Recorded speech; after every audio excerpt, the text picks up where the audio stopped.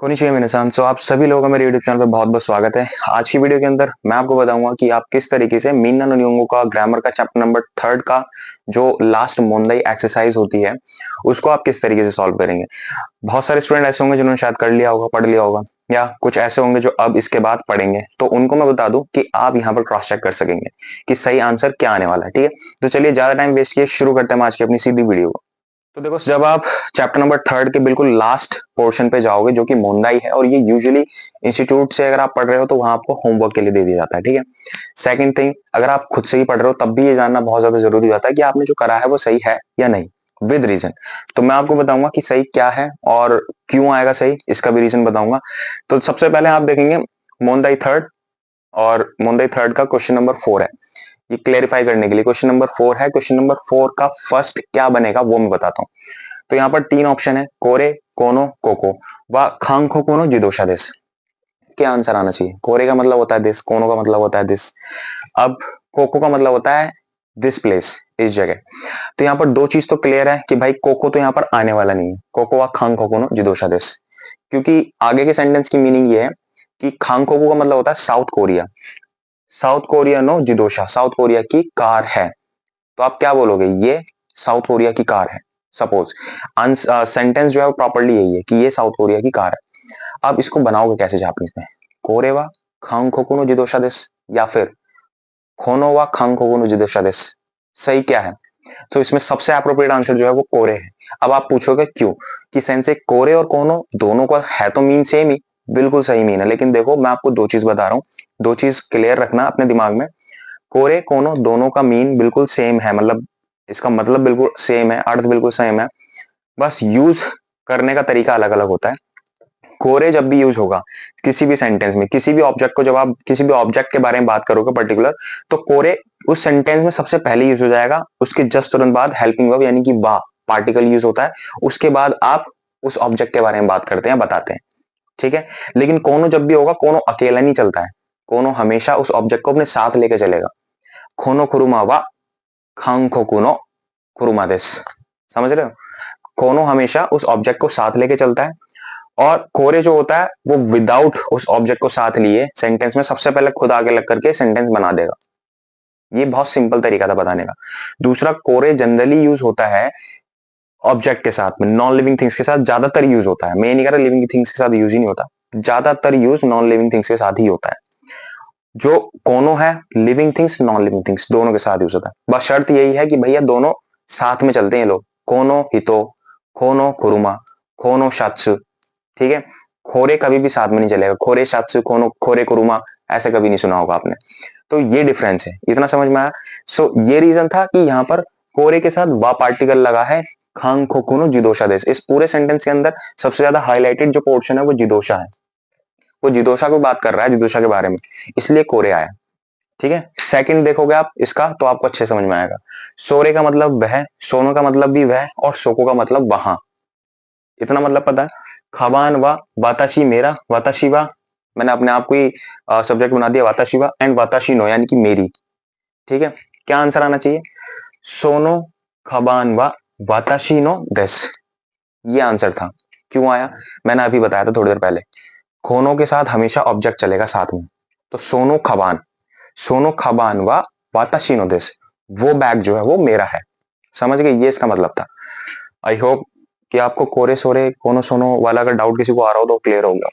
Third, जिमशो व dash dash dash dash dash, अरे अनु अशोको।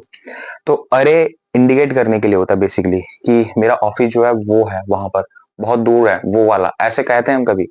आप खुद देखो सोच करके, हिंदी में और यहाँ जापानीज में आप खुद ही इस चीज का अंदाजा लगाओ। जब आप किसी को अपना ऑफिस दिखाओगे तो आप क्या कहोगे?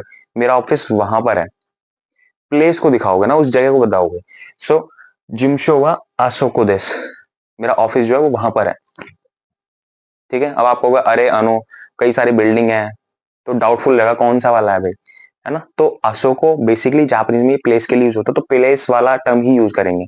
ठीक है, कोको देस मेरा ऑफिस यहाँ पर है, सोको देस वहां पर है, अशोको देस वहां पर है।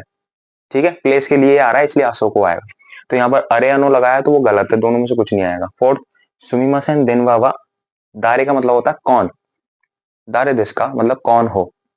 जैसे हम किसी से बोलते कौन है भाई, सेकंड है नान, तो नान का मतलब होता है क्या, देन वावा नान दिस का, फोन क्या है, तो ये भी नहीं बनेगा। दोको दिस का, देन वावा दोको दिस का, फोन कहाँ है, आप कहीं किसी बिल्डिंग में जा रहे हो, किसी कहीं पर भी जा रहे हो, आप किसी पूछो भाई फोन कहाँ है, यहाँ पे कोई लैंडलाइन फोन है कहीं पे, तो ये सिंपल वे में इस तरीके से हिंदी में जब हम बोलते हैं ना, इसी तरीके से जापानी से पूछा जाता है। तो इनके आंसर ये थे, अगर आपने ये लगाए तो बिल्कुल करेक्ट है आपके आंसर। ठीक है, नेक्स्ट चलते हैं फिफ्थ क्वेश्चन की तरफ। फिफ्थ क्वेश्चन का फर्स्ट है सुमिमासेन ओतेयाराई वा दोको देस्का या फिर दोचिरा देस्का। एक दूसरी चीज बताता हूँ, बहुत कॉमन सी मिस्टेक जो आप सभी लोग करते हैं, स्पेशली बिगिनर्स, जो इस टाइप के क्वेश्चन जो होते हैं ना, इनका जो आंसर दे रखा होता है इसके ऊपर डिपेंड करता है क्वेश्चन। ऐसे कई बार आपके एग्जाम में भी आ सकते हैं, और अगर आप किसी लाइक इंस्टीट्यूट से पढ़ रहे हैं और वहां उनके अपने खुद के एग्जाम कंडक्ट हो रहे हैं, तो इसी तरीके से वो क्वेश्चन बनाते हैं। तो इस वाले क्वेश्चन के आंसर के हिसाब से ही क्वेश्चन बनाना। अचीरा दे रखा है तो दोचिरा ही यहाँ पर इसका आंसर होगा। सुमिमासेन ओतेयाराई दोचिरा देश का, आप मुझे बता सकते हैं कि जो टॉयलेट है, वॉशरूम है, वो कहाँ है, तो उसने कहा अचीरा देश। ठीक है, कोचिरा, सोचिरा, अचीरा, वहां पे वो जो दिख रहा है ना दूर, वहां पर है वॉशरूम। ठीक है, तो यहाँ पर दोचिरा यूज होगा।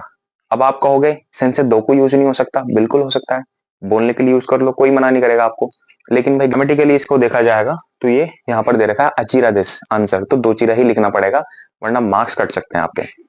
नेक्स्ट, मात्सुमोतो सान वा डैश दिस का खाई शित्सु दिस। मात्सुमोतो सान जो है वो दोचिरा दिस का, दो को लगा सकते हो, अगर आप बहुत ज्यादा फैमिलियर हो मात्सुमोतो सान के, मात्सुमोतो आपका दोस्त है तो आप लगा सकते हो दो को दिस का। बाकी दोचिरा दिस का, मात्सुमोतो सान वा दोचिरा दिस का, तो खाई शित्सु दिस।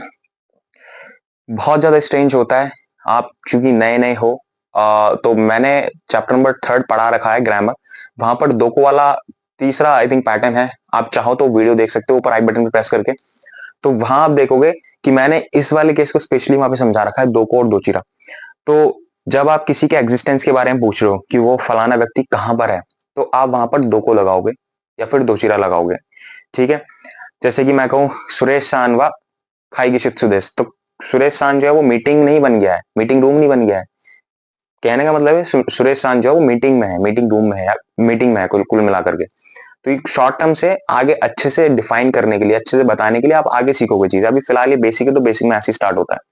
तो इसीलिए मात्सुमोतो सान व दोचिरा देश का खाईगी शित्सु देश, यानी कि मात्सुमोतो सान जो वो मीटिंग में है। राइट, इतना समझ में आया। अच्छा, इसके बाद नेक्स्ट है खामेरा उरीबा, यानी थर्ड, खामेरा उरीबा व दोको देश का, जो कैमरे का डिपार्टमेंट है वो कहां पर है, तो उसने कहा गोकाइदिस, 5th फ्लोर पर है। क्लियर। इसके बाद नेक्स्ट फोर्थ, ओकुनी व दोचिरा देश का। अब आप कहोगे सर दोचिरा क्यों लगाया यहाँ पे, तो क्या आ सकता था, ओकुनी व दोचिरा देश का कहाँ है, यही तो पूछना कि आप किस कंट्री से हो, कौन सा आपका देश है। सो दोचिरा, दो को थोड़ा सा इनफॉर्मल होता है, दोचिरा थोड़ा फॉर्मल होता है। जब आप किसी अननोन पर्सन से पूछ रहे हो, या फिर आपकी कंपनी में काम कर रहा है, आपका कोई क्लासमेट है कहीं बाहर का, तो जापानीज बड़े हम्बल होते हैं, है ना, तो वो प्यार से बात करते हैं, रिस्पेक्टफुली बात करते हैं, कि आपसे ही पूछेंगे ना तो आपसे ही पूछेंगे ओकुनी व दोचिरा देश का। ठीक है, आपकी कंट्री कौन सी है, आप कौन से देश से हो, तो दोचिरा टर्म लगाएंगे, दोचिरा देश का, तो च्यूगोकु देश। ठीक है, खाइशा व डैश देश का एम्प्टी देश, दोको देश का या दोचिरा देश का, कुछ भी लगा सकते हो, डिपेंड करता है आपके रिलेशनशिप के ऊपर कि आप जिससे पूछ रहे हो वो पर्सन आपके लिए है कौन। तो अब यहाँ पर एक चीज और आपको समझने की जरूरत है, दोको और दोचिरा, किसी कंपनी का नाम जानने के लिए हम दोको टर्म यूज करेंगे या दोचिरा लगाएंगे, वहीं किसी कंट्री का नेम जानने के लिए भी हम दोको और दोचिरा लगाएंगे। कंट्री का नेम तो आपको समझ में आ ही गया, मेन है कंपनी का नाम, कि सेंस से जब हम किसी से पूछते हैं, हिंदी में तो हम पूछते हैं तुम्हारी कंपनी का नाम क्या है, हाँ बिल्कुल पूछते हैं, हम ये बोल सकते हैं कि अनातानो खाइशानो नमायवा नांदेस का, सीधा ये बोल सकते हैं, है ना, ये आप आगे सीख जाओगे थोड़ा बोलने, तो ये सबसे बेस्ट तरीका है। बाकी अगर आपको स्टार्टिंग में पूछना है किसी कि भाई आपकी कंपनी का नाम क्या है, आप कौन सी कंपनी में काम करते हो, तो आप पूछ सकते हो खाइशावा दोको देश का। अब खाइशावा दोको देश का मतलब ये बिल्कुल नहीं है कि आप ये पूछ रहे हो कि भैया लोकेशन कहाँ है या वो जगह कहाँ है, मुझे दिखा दो यहाँ से, नहीं, ऐसा बिल्कुल भी नहीं। खाइशावा दोको देश का मतलब है कि वो आपकी खाइशा का, कंपनी का नाम जानना चाहता है, तो आप उसे सिंपली जवाब दोगे जो भी आपकी खाइशा है, IMT खाइशा देश या जो भी है XYZ। ठीक है, दूसरा बाकी मैंने आपको बता दिया, कंट्री नेम जानने के लिए, कंट्री नेम जानने के लिए भी आप दोको या दोचिरा वर्ड यूज करते हैं। ठीक है, बाकी डिटेल में जानने के लिए आप मेरी 3rd चैप्टर की जो वीडियो उसे देखें तो आपको ज्यादा अच्छे समझ में आएगा। 6th है एमटी डैश नो खाइशा दिस का जो एमटी है, यानी एमटी जो कंपनी है वो नान नो खाइशा दिस का, वो किस चीज की कंपनी है, ठीक है। तो यहाँ पर आना था सही आंसर नान, ठीक है। अगर आपने ये चीज लगाई है, ये आंसर लगाए तो बिल्कुल। चलो इसके बाद चलते हैं फिर लास्ट काउंटिंग का पार्ट है, जो कि काफी ज्यादा टफ पार्ट होता है जापानीज में, काउंटिंग्स स्पेशली। सो इसके लिए मैं एक अलग से वीडियो बनाऊंगा जिसके अंदर आपको बहुत ही शॉर्ट ट्रिक में बताऊंगा कि भाई काउंटिंग्स नंबर जो होते हैं जापानीज में किस तरीके से काउंट किए जाते हैं। फिलहाल जो आपकी एक्सरसाइज में है उन नंबर्स को देखते हैं कि उसको किस तरीके से लिखना था। तो सबसे पहले है इसमें 78। 78 को बहुत सिंपल तरीके से लिख सकते हैं, और वो यहाँ पे लिखा जाएगा नानाजू हाची, ठीक है। नेक्स्ट आता है 319। तो 319 को बोलते हैं साम्ब्याकु जू क्यू, ठीक है। 685 को रुपयाकु हाचीजू गो। 1710 को क्या बोलेंगे, सेन नानाह्याकु जू। 8003 को क्या बोलेंगे, हसेन सान, ठीक है। 16300 को इचिमान रोकुसेन साम्ब्याकु। 53820 को ये लिखना था आपको गोमान सांजन हाप्याकु नीजू।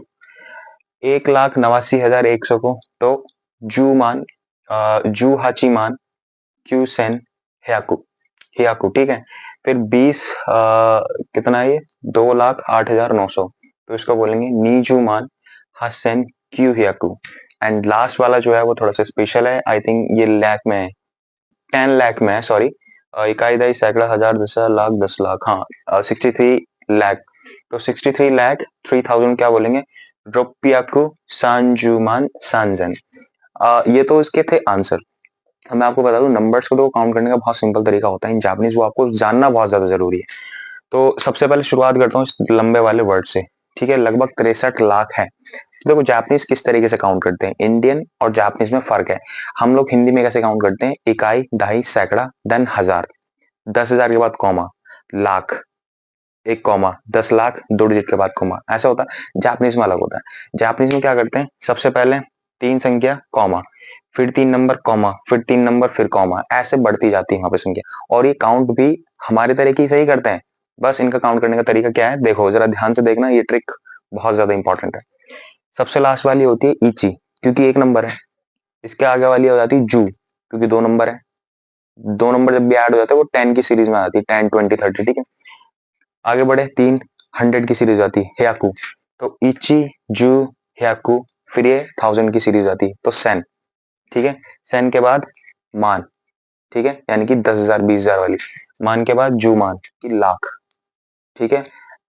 जू मान के बाद आता है आपका हेयाकू मान, जो कि आता है आपका जो 10 लाख 20 लाख कुछ इस तरीके से आते हैं ना, कुछ इस तरीके की चीजें। तो इस तरीके से चीजें चलती हैं यहाँ पर आपकी, ठीक है। तो पढ़ने का तरीका मैंने बताया हैकुमान, तो हैकुमान पे खत्म हुआ ना। एक चीज ध्यान रखना, जापानीज में क्या होता है, जब भी सेन के आगे जब आप आगे बढ़ते हो ना, जैसे इची जू हैकु सेन, सेन के पीछे तक के नंबर्स वही रहते हैं, कभी छेड़खानी नहीं होती। नंबर जो आगे आते हैं मान से स्टार्ट होते हैं, मान से जितने भी नंबर ऐड हो जाएंगे आगे वो अलग काउंट किए अलग पड़े जाते हैं, और उसके पीछे जो सेन के इधर वाला नंबर है वो अलग पड़े जाता है। इसीलिए तो देखो इसको हमने कैसे पढ़ा था वर्बली, इची जू याकू सेन मान जू मान याकुमान पढ़ा था ना, यहाँ पर हियाकू है तो रोप्याकू। फिर ये जूमान था, याकुमान के से पहले क्या था जूमान, तो सांजू मान, फिर ये था सांजन। इस तरीके से पढ़ते हैं, ठीक है। सो आज की मेरी वीडियो में मेरी तरफ सिर्फ इतना ही था। उम्मीद करता हूँ वीडियो आपको पसंद आई होगी। वीडियो पसंद आई है तो वीडियो को लाइक, चैनल को सब्सक्राइब करना बिल्कुल मत भूलना, क्योंकि पूरे यूट्यूब पर आपको पूरा डिटेल में पढ़ाने वाला इस तरीके से कोई चैनल नहीं मिलेगा। सो मिलता भी नेक्स्ट वीडियो में इस तरह की इंटरेस्टिंग एंड कॉमेडी वीडियो के साथ। अगर वीडियो पसंद आई हो तो अपने दोस्तों के साथ जरूर शेयर करिए।